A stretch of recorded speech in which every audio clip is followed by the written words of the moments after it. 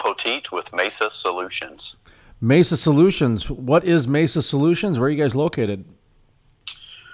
Well, our corporate headquarters is in Denver, Colorado. Our manufacturing center is in Casper, Wyoming. Our corporate development office is in Oklahoma City, and we have about 10 shops throughout the central United States in configuration with the shale plays. Okay, so where are you located? Oklahoma City. Okay, you're in Oklahoma City. Gotcha. All right. So Mesa Gas, it's a natural gas solution. So what solution are you guys providing? Right. So we provide natural gas engine-powered generators that are portable and have a real interesting fuel intake flexibility. And by that I mean the engines will run on a really wide BTU range of gas. To be specific, it's from about 750 BTU up to about 2,500 BTU. So we can run off a wellhead gas or field gas right out in the field. What we usually encounter out there is about 800 to 1,200 BTU. And the upper end, 2,500, is a nice number. It's the same as propane. So all of our units can run on propane as well. And a lot of our customers will set up to run off of some natural gas source and go ahead and put in a propane as a backup if they think that the natural gas supply might be variable. And so we have a nice control system on there that'll switch back and forth from one fuel to the other without dropping the load. So that's been a good market differentiator for us. There's no shortage of natural gas. What's your biggest successes and your biggest barriers to try to get into that marketplace? Like I said, there's no shortage of it. Yeah, just about every shale play well is going to produce some usable gas. Not all of them, but most. And so a big differentiator for us has been reliability and service. We're not the only ones out there that purvey these sorts of engines or these sorts of generators that are based on these engines. But there's been several things that have given us market success. One is most of the players in this space really just cover half the space. They either make gen sets and sell them to a variety of companies that lease them, or they lease gen sets and buy them from wherever they can get them. So by manufacturing them ourselves and leasing and maintaining them ourselves, we've developed a really, what I call a low friction quality conversation loop between manufacturing and field operations. So anytime either side has a better idea for doing something, it's pretty easy for us to think about that, vet it internally, and implement a change. The other thing, another thing that has really helped us in the market is our technicians are really excellent and well trained, and almost somewhere between 70 and 80% of our technical force out in the field are veterans, and it's a very highly dedicated source. I used to say that they were obsessed with quality, but it would be more accurate to say that they're possessed with quality. And we just strive really hard to make sure that the customers stay online and are satisfied. One of the things we've brought up on this program, I'm curious to hear your reaction on this. We're not a political program, but we often pontificate what a world would look like if we diverted some subsidies from, say, wind and solar, who've had pretty good subsidies for 40 years, really for the last 20 years had quite a bit.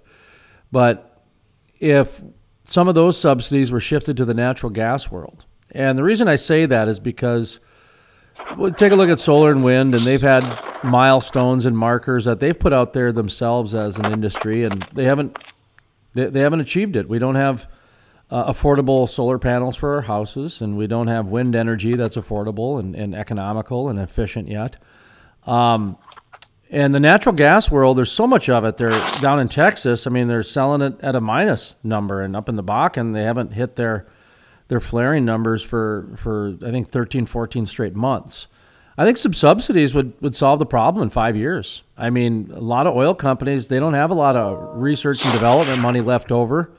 They pay a lot in taxes. They make sure that the churches have bake sales, and they make sure that the Little League teams have baseball uniforms. So research and development sometimes is not there when you have $40, $50 oil. $100 oil, sure, but not where we're at today. With all that context that's there, and trying to just make this a more of a pontification question as opposed to a political question. Sure. What do you make of that? If some of those subsidies were given to the natural gas world, I mean, what kind of things could you guys do? Right. I don't know if I would call it, a need for subsidies, but there are some gaps out there that could be covered economically that would make some interesting things happen. I think you're right about solar and wind all have their place and their values, but there sure is a lot of research out there now that would give you the indication that just the resource hurdles to make a planet that runs on those things is a pretty steep hill to climb.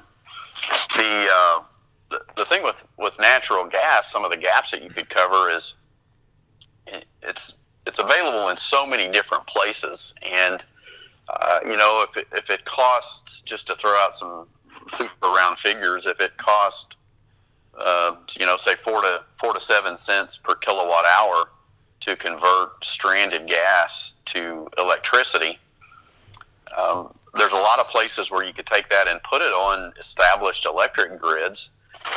Utilities, historically, at least since PURPA came along, they typically revert to paying their lowest cost of generation, which under PURPA usually turns out to be however they calculate their cost for coal power.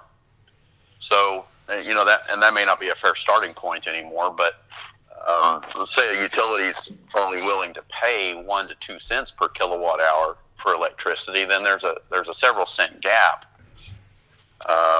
there that, if again, I don't know whether subsidies is the right term, but if you can get dollars to flow into covering that gap from somewhere, there's huge amounts of stranded gas out there that could be placed onto utility grid systems or microgrids of various sizes. Of course, from the utility perspective, that just like sometimes the places to where you put giant solar farms or wind farms, the utilities don't necessarily have current transmission capacity available to take that power away.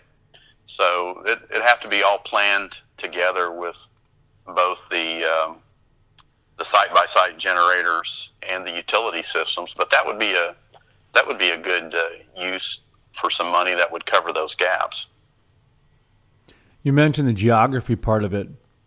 With some of this technology, can you take it from play to play, that sort of thing? Does it have to be customized? I know a lot of times, when you're talking to somebody about fracking, they'll bring up very quickly that, you go 10 feet in a shale play and it's a different recipe. The customization is just inch by inch. How universal is your technology, and how customizable is your technology, I guess? Right. So during the initial growth of our company, which has been primarily in the U.S. shale plays, all of our units that we built are on trailers. So super easy to move them around, super easy to add more generators at a site, or if there's well decline, it's easy to take out some of the generation capacity. We have 5 different sizes of generators, and then the 2 largest sizes can be set up in parallel, taking care of multiple megawatts if that's what the load requires. And so all of that is flexible geographically from site to site, and also at a site, it's easy to add or take away generation capacity. So that's been a real flexible thing for us. Some locations that either don't have well or field gas, or don't have it yet, but don't want to run diesel because of the cost or the emissions. If the load is large enough, you can often make a real economic case to build in sort of a virtual trucking pipeline of compressed natural gas or liquefied natural gas to run the generators. Some places will do that for the life of the project, and some will do it until there's sufficient field gas available. You mentioned you're down in Oklahoma. You've got offices in Colorado, Casper, Wyoming. That's sort of the bed of this war on oil and gas, as the governor of Colorado calls it. Whiting recently had some cuts, that sort of thing. How are you guys dealing with the new perception? Are you? Is it impacting you guys at all? Are you going up against it at all? Is it flying right over you? I guess, because anytime uncertainty gets put into the marketplace, it affects businesses. When $40 oil was there, that was the reason. It was uncertainty. Right now, a lot of companies in Colorado are using that word until, the new rules are done. They don't know what to do yet. So that's, it's some serious problems some companies are having. Others, it's not so much. So just kind of, is that that newfound perception, is that impacting you guys? I wouldn't say that it's impacting us negatively. And of course, as you mentioned, the actual rules vary so much from state to state, and the activity, the related activity varies a lot from state to state. Well, one thing that's good for us is the emissions of our gensets are quite clean. On the types of emissions that we tend to call the EPA numbers, which are CO, CO2, and NOx. Generally, you can compare. That's most common to compare to diesel engine emissions, and we're 85 to 95% cleaner than diesel emissions on those particular measures. And then on stranded gas in areas where people are flaring gas, we're about. So then what you're thinking about is how much methane is still getting through, which we would sort of put that in the greenhouse gas category as far as how we how we characterize the emissions. And we're at 85 to 95% cleaner than a flare. So it is an attractive thing. But as you said, in some states, the operators there's enough variation in how the rules are evolving that people aren't quite sure what to do next. So in the states, whether it's that sort of volatility or price volatility, we've been quite blessed to actually increase our market share during those rough periods, primarily based on our reliability. So that's why I said the first part of my answer to your question was it hasn't really affected us negatively. What it does is it creates opportunities for us to go to those companies that aren't quite sure what to do and give them a few options. So yeah, I can see that. I think a lot of companies too are kind of waiting on some pipelines, some of those new pipelines to be opened up and get some new either crude or natural gas flowing. Are pipelines your friends? Are they your competition? They're a part of the industry, and I know you guys have got a niche. How does pipelines come into play with you guys? Right. So again, it sort of varies from area to area. In some places, you might say electric utilities are our biggest competition. So the pipelines, the gas takeaway pipelines, aren't necessarily a friend or foe, because even where you have gas takeaway, you might not have electric utility service. So, and sometimes, we serve loads for the pipelines. Besides pad-to-pad loads or microgrids, we sometimes will serve pumping stations or compressor stations along pipelines, a lot of saltwater disposal wells we serve. And we're also, to give a little bit of balance, we are also expanding out into areas of business that aren't necessarily related to oil and gas. A lot of campus environments are wanting microgrids now for reliability. We're developing our basic unit into different form factors that perhaps for a long-term backup or standby solution, the genset doesn't necessarily need to be on a trailer. So we've got basically it's the same internal architecture, but just different form factors. Looking at your LinkedIn page, I see you met the governor of Wyoming, Mark Gordon, huh? Yeah, great guy. Our company sponsors is one of the sponsors of the Cheyenne Frontier Days Rodeo, so we had an opportunity to meet him. Real nice guy. Yeah, I met him at the Energy Expo in Gillette, Wyoming. Seemed like he pretty open to the energy community, at least. Yeah, he's very well informed about it, and I believe earlier in his career he worked in it, so he's got that carryover knowledge of what some of the challenges are. What's your background?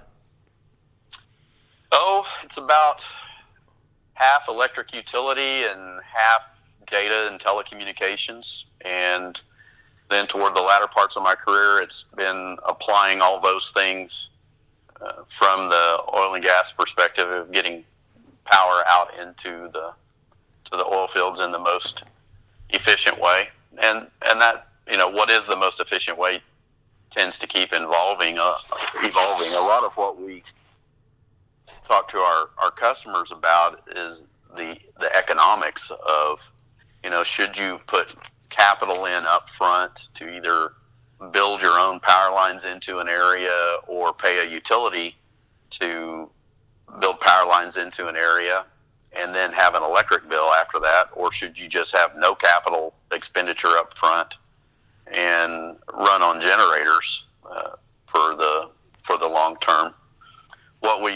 60 to 80% of the time when we run those scenarios, what we find is that sometimes actually just our rental rates are head-to-head cheaper than utility rates when it all launders out. But most of the time we're close enough that even if the utility price is a few cents cheaper, over the economic life of the project, you never earn back the capital that you would spend to build those power lines up front. So you have to find the right audience that is looking longer down the road and is willing to look at some options that would help them avoid spending capital. We had Pete Obermuller on with the Petroleum Association of Wyoming. You mentioned their annual meeting. I see you're speaking at the annual meeting coming up. Talk to me a little bit about your topic.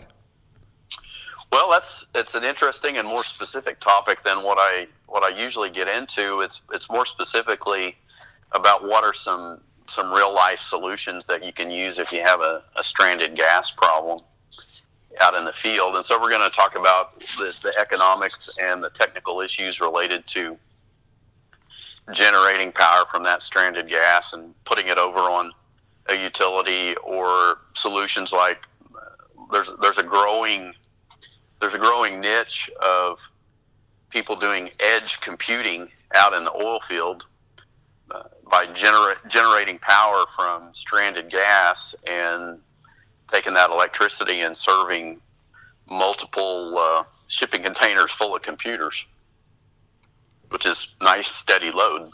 So, well, you mentioned your background was telecommunications. I was going to ask you how interesting that was for you, folding it over to this industry. My background is media, and a little bit on the not so much telecommunications side, but the distribution side of electronic media and traditional media.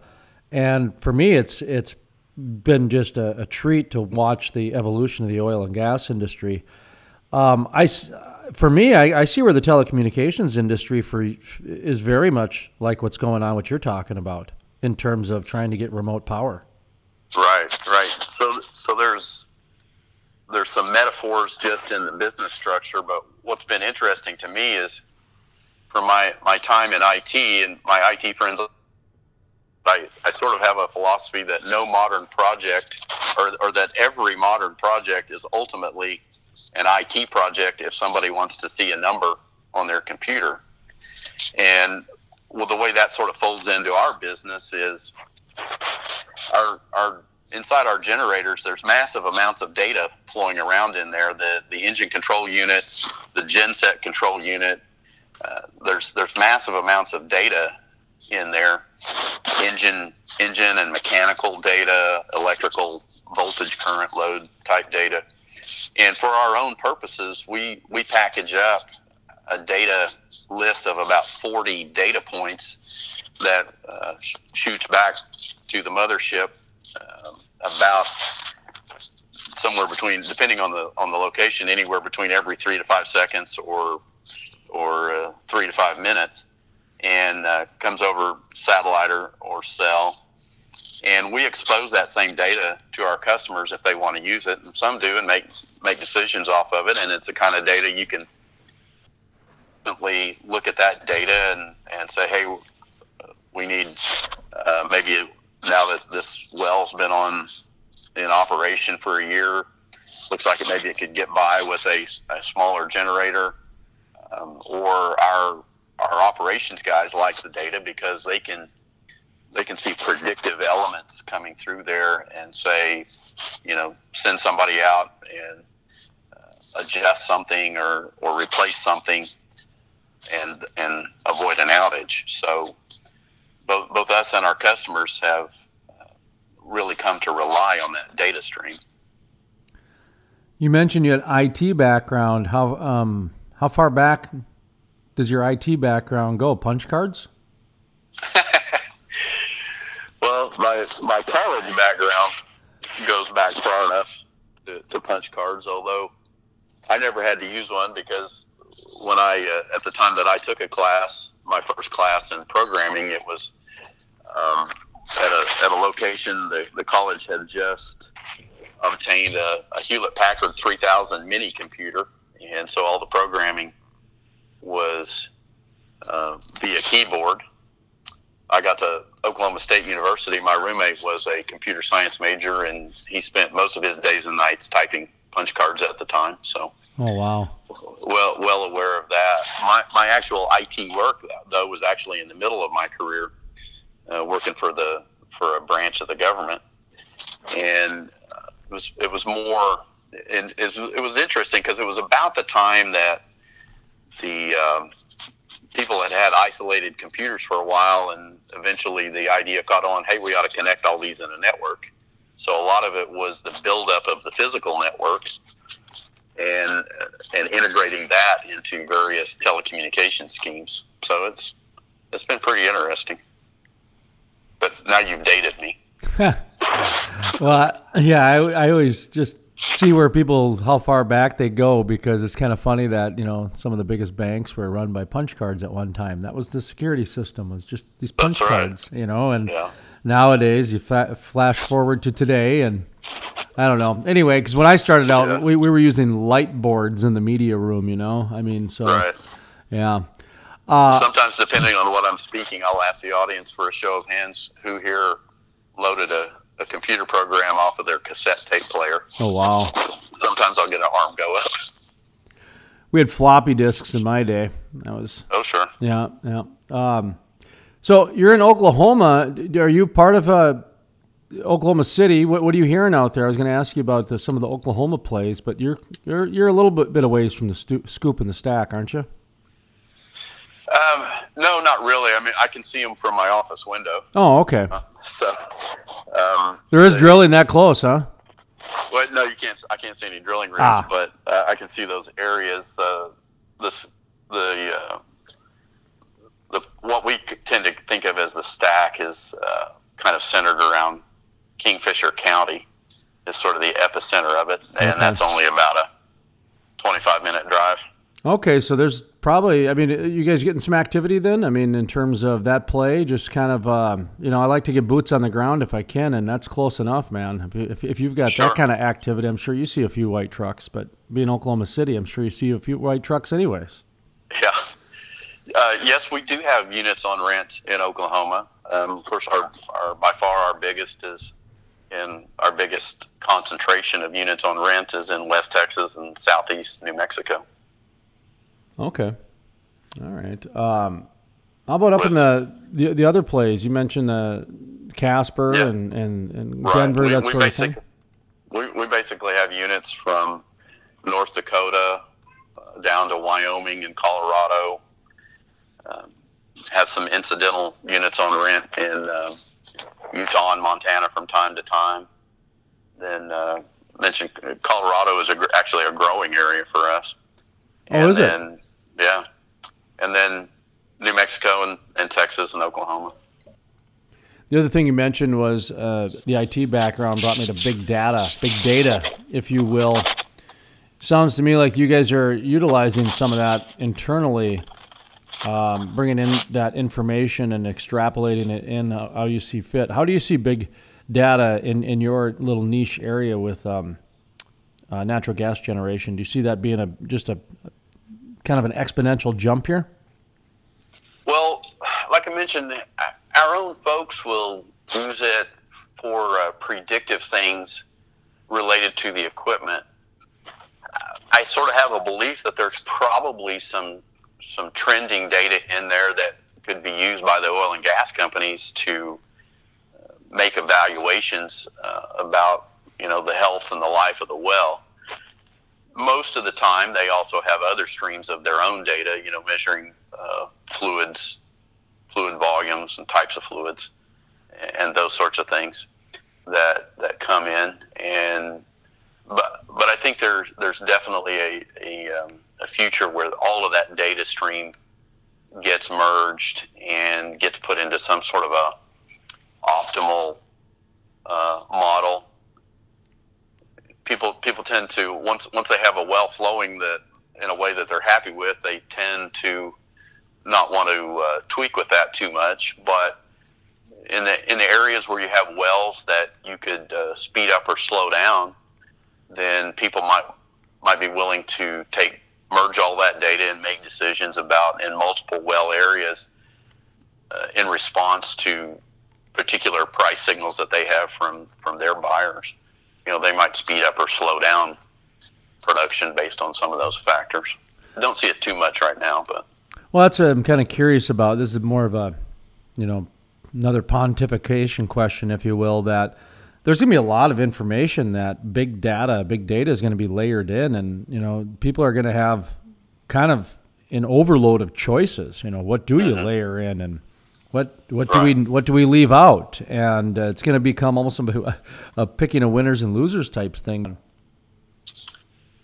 So at the micro scale, a good example is suppose you had a 10 well pad, and every well was on a pump jack, and you wanted to use all that data to make sure that you sort of synchronized the various ups and downs of the pump jacks so that you minimized the power demand at any point in time.